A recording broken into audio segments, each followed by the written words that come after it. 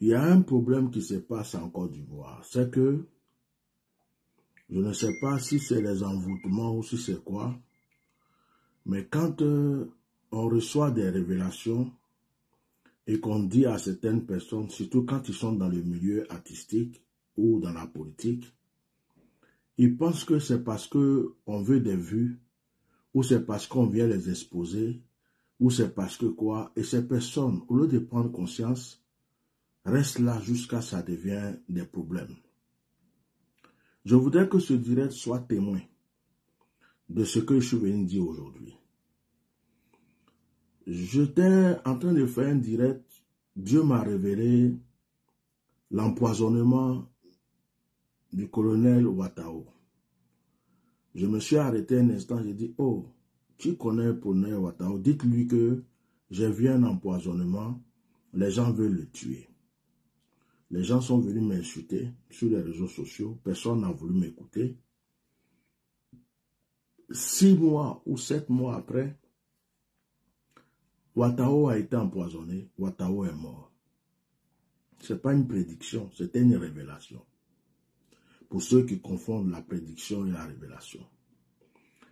J'ai parlé de Gon Coulibaly qui était malade, qui était en danger, qu'on devrait laisser se reposer parce que la mort était en train de se présenter à lui. Tout ce que j'ai dit, personne n'a écouté. J'ai prévenu plusieurs fois Ahmed Bakayoko du danger qu'il courait. On ne m'a pas écouté. C'est arrivé. Tout dernièrement, j'ai prévenu Don Giovanni. Personne ne savait que Don Giovanni était malade. Dieu a ouvert mes yeux. J'ai vu Don Giovanni malade en train de maigrir. Je l'ai vu en train de... J'ai prévenu Don Giovanni dans un de mes directs. Ils n'ont pas pris au sérieux. C'est arrivé. Celui qui vient de mourir là, celui que vous appelez Anaconda, j'ai fait un direct. Et j'ai dit dans le direct qu'Anaconda est en danger. Qu'il a dit des choses sur certaines personnes qui n'ont pas aimé. Et que les gens cherchaient à le tuer, que sa vie était en danger. J'ai parlé de ça dans 2 directs. Anaconda n'a pas pris au sérieux. Aujourd'hui, Anaconda n'est plus vivant. Quand je parle, j'ai mal au cœur. Parce qu'on ne souhaite pas le malheur dans la vie de quelqu'un. On ne peut pas souhaiter la mort de quelqu'un.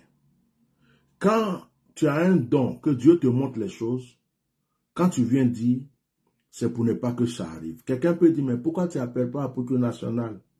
Pourquoi tu n'appelles pas Roseline Layo? Quand le prophète Eli Pada a dit qu'il voulait parler à Roseline Layo, vous avez vu tous les directs qui sont sortis pour l'insulter? Quand il a cherché à joindre Roseline Layo, vous n'avez pas vu comment on l'a insulté? Ça veut dire qu'il est difficile de s'approcher de certaines personnes aujourd'hui à cause de la gloire qu'ils ont. En ce qui concerne Apôtre National, il ne peut pas dire qu'il n'a pas mon numéro. Apôtre National m'avait insulté au temps de Makoso Kami. Apôtre National était allé voir un prophète, un pasteur que je connaissais. Ce pasteur m'a appelé pour me demander pardon. Apôtre National, je l'ai rencontré à Paris. On a failli même se taper là-dessus. Avant même qu'il chante.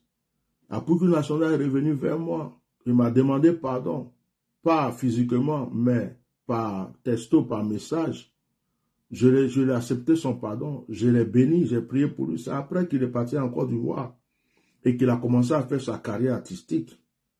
Et depuis qu'Apôtre National a commencé sa carrière artistique, il me connaît. Il ne peut pas dire qu'il ne me connaît pas. Il pouvait même m'appeler, il pouvait me demander conseil ou bien il pouvait quoi, mais il ne l'a jamais fait. Donc, ce n'est pas à moi de prendre mon numéro de téléphone aujourd'hui, de prendre mon téléphone, chercher où est le numéro de l'Apôtre National, je vais l'appeler. Ça peut être traduit comme quelqu'un qui a vu la gloire de quelqu'un et qui cherche à manger ou qui cherche à mendier quelque chose. Et je n'ai pas cette habitude-là de courir après des gens pour rechercher quoi que ce soit. Donc, c'est pourquoi je ne peux pas chercher son numéro pour l'appeler parce que je sais que même si je laisse un message pour dire qu'il n'a qu'à m'appeler, il ne va pas m'appeler.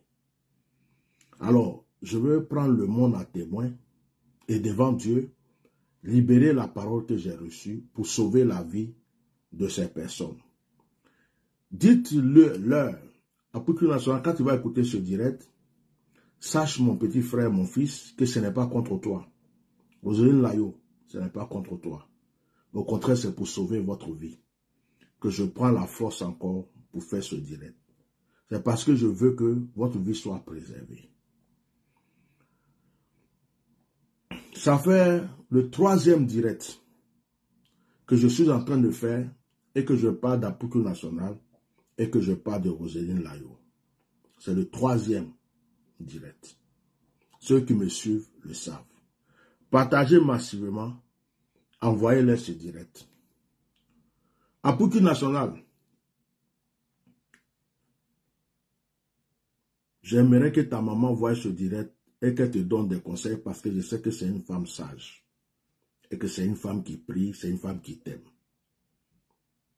Fais attention. Il y a des gens qui sont rentrés dans leur loge. Ils sont rentrés dans leur bois sacré. On veut te tuer. Petit frère, je t'apprécie beaucoup. Je t'apprécie pour ton courage. Je t'apprécie pour ta détermination. Je t'apprécie de ce que tu es un homme. Quand tu veux faire quelque chose, tu vas jusqu'au bout. Il y a des pasteurs avec qui tu as commencé à manger encore, à les appeler grands frères, mentors.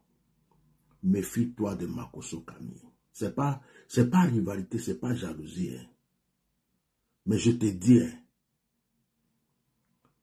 méfie-toi. Celui-là, il a gardé une rancune contre toi. Il fait semblant de sourire avec toi aujourd'hui. Mais petit, si tu t'amuses, il va être content quand il sera enterré, 4 pieds sous terre. Je le dis aujourd'hui, hein, je ne dis pas que c'est lui qui veut te tuer, hein, mais je te dis méfie-toi. Le mot méfiance là, il faut bien considérer ce que je te dis aujourd'hui. Quand je parle de lui, j'entends empoisonnement. Il y a une jalousie cachée au fond de cette personne contre toi. Une jalousie. La gloire que tu as eue est une gloire que lui, il aurait rêvé dans sa vie et qu'il n'a jamais eue. Aujourd'hui, il peut sourire avec toi, dire, oh, on enterre la hache de guerre, on fait ce qu'il faut. Mais petit, ta vie n'est pas en sécurité avec cette personne et ceux qui l'entourent. Je quitte là, je reviens en arrière. J'ai vu des hommes, ce sont des hommes d'État, des hommes dans le gouvernement. La vision que je vois, je suis en train de voir des hommes cagoulés. Ils ont une capuche, ils ont quelque chose de cagoulé, c'est comme ça. Et la chose est noire. Et je les vois dans un temple. Dans le temple où je les vois, je vois que le temple fait, il y a un trait là, il y a un trait ici, il y a un autre trait là. Ça ressemble à l'étoile de David, mais ce n'est pas l'étoile de David. À chaque point de ce lieu, il y a une personne cagoulée. Leur tunique qu'ils portent, c'est une tunique noire. Et je les vois invoquer. Ils disent des paroles. C'est comme s'ils parlaient en langue, mais ils ne parlent pas en langue. Tu entends des trucs comme Yahba, Baba, Hoda. Ils disent des trucs bizarres. Et ces personnes sont en train d'invoquer. Mais là où ils invoquent, je vois comme s'il y a un carré. Dans le carré où je vois qu'il y a une écriture. Je ne sais pas si c'est en hébreu, si c'est en grec, mais il y a une écriture. Et dans cette écriture-là, quand on soulève cette écriture, il y a quelque chose qui sort. Et en général, c'est une feuille. Et cette feuille est comme un ordre de mission qu'on leur donne. Et quand je regarde bien, je vois que derrière, il y a un trône. Il y a un gros fauteuil, comme le fauteuil, un trône. Et ce fauteuil que je vois comme si c'est une personne qui devrait être assise, mais c'est un serpent. Le serpent a des bras, il a des pieds, mais il a une tête de serpent. Il est assis et c'est eux qui donnent l'ordre à ces personnes. Et l'Esprit de Dieu me dit, ce sont des mystiques.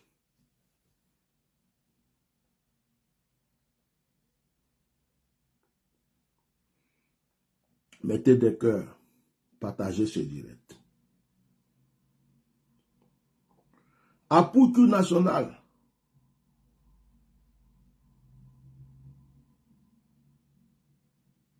ton nom est rentré dans une loge actuellement. Ton nom est sorti.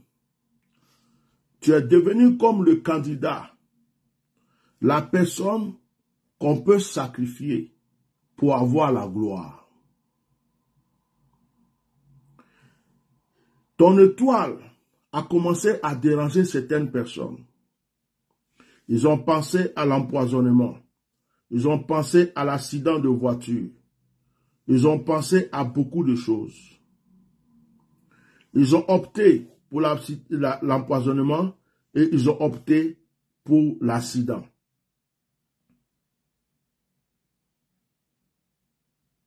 À Poukou National. Petit frère.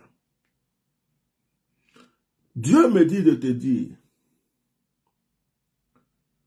que toi-même tu étais triste à la mort de Didier Arafat. Et que ça t'a fait mal. Mais si tu ne fais pas attention, ce qu'ils ont fait à Didier Arafat, c'est ce qu'on veut te faire. Beaucoup de personnes te font croire aujourd'hui qu'ils sont avec toi. Mais la plupart ne sont pas avec toi. Je t'en supplie, ce sont les paroles d'un frère. J'espère que tu ne vas pas mal prendre mes révélations. Ne mange pas n'importe où. L'eau que tu bois, il faut avoir ta propre bouteille d'eau dans ta main. Si tu as posé quelque part que tu as oublié, ne bois plus. Mange seulement la nourriture que ta maman te fait. Ne mange pas n'importe où. Si tu dois manger quelque part, il faut que ce que tu manges, ceux qui t'ont donné là, mangent avec toi. Il faut qu'ils mélangent bien et qu'ils mangent avec toi. S'il te plaît, ne crois pas que tous ceux qui sont avec toi t'aiment. Cette année 2024, on veut te sacrifier pour prendre ton étoile, pour avoir l'élévation. Il y a des mystiques derrière des politiciens qui les ont conseillé ton étoile. Je voulais te dire cette parole. J'ai dit, je ne vais pas durer dans le direct. J'ai déjà fait un direct où j'ai dit, je viens de faire un deuxième de ça. Fait 3 directs que je fais. On ne dira pas que je n'ai pas prévenu. Parce que souvent, la plupart d'entre vous, les artistes et tout ça là, quand vous commencez à toucher un peu d'argent, faire des trucs, vous êtes orgueilleux. Quand on vous parle, vous croyez que c'est parce qu'on vous court après ou même parce que quoi. Mon petit, moi je t'ai vu à Paris ici. Je t'ai vu, tu étais dans le bus. Je t'ai vu. On a parlé ensemble. Je te vois, je t'ai vu. C'est Dieu qui élève. Je ne peux jamais être contre ton élévation.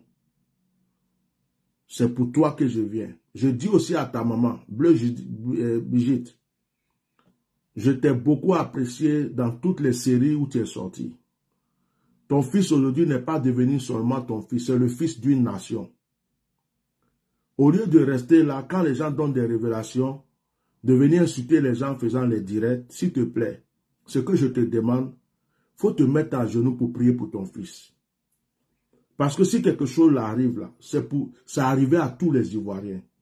Ce n'est pas tous ceux qui vont venir parler pour lui qui sont contre lui. Je te demande pardon. Même si ma sortie d'aujourd'hui là, tu n'as pas aimé, à cause de Dieu, mets-toi à genoux, prie pour ton fils, donne-lui des conseils. C'est pour l'amour que j'ai pour lui et pour toi que j'ose venir te dire. Il ne faut pas que quelque chose va arriver à cet enfant. Tous les Ivoiriens vont encore pleurer. Toi-même, tu ne seras pas heureuse.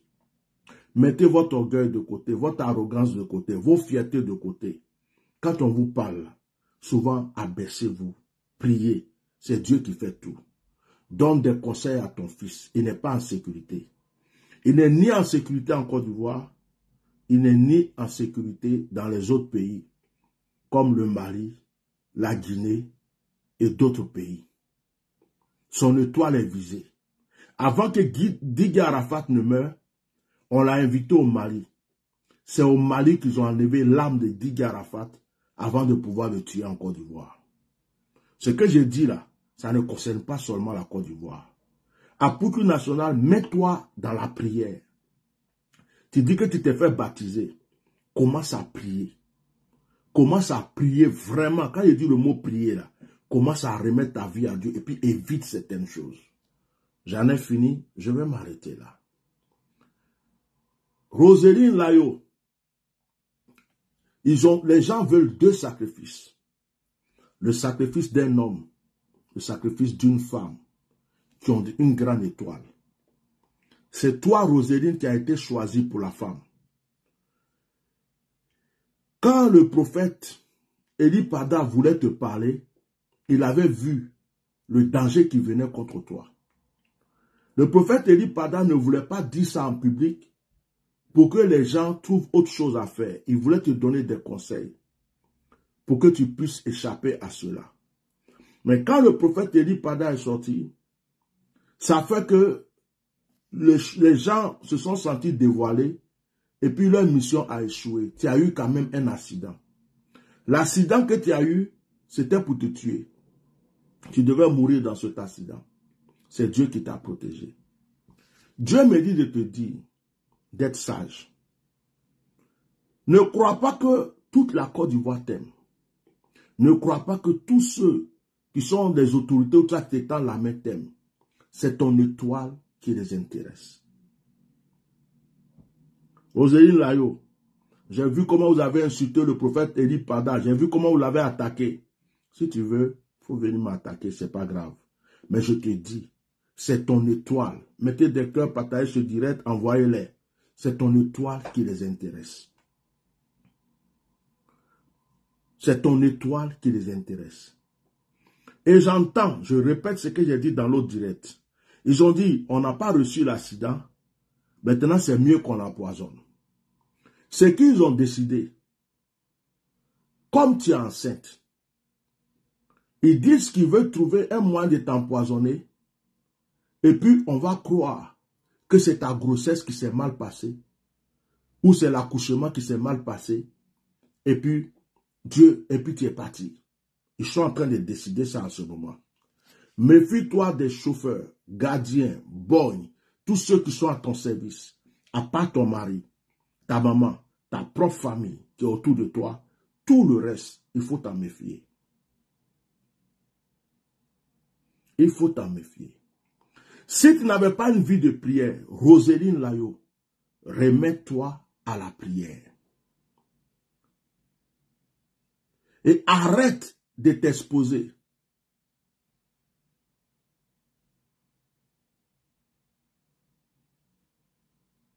Arrête de t'exposer. Arrête de montrer tout ce que tu fais.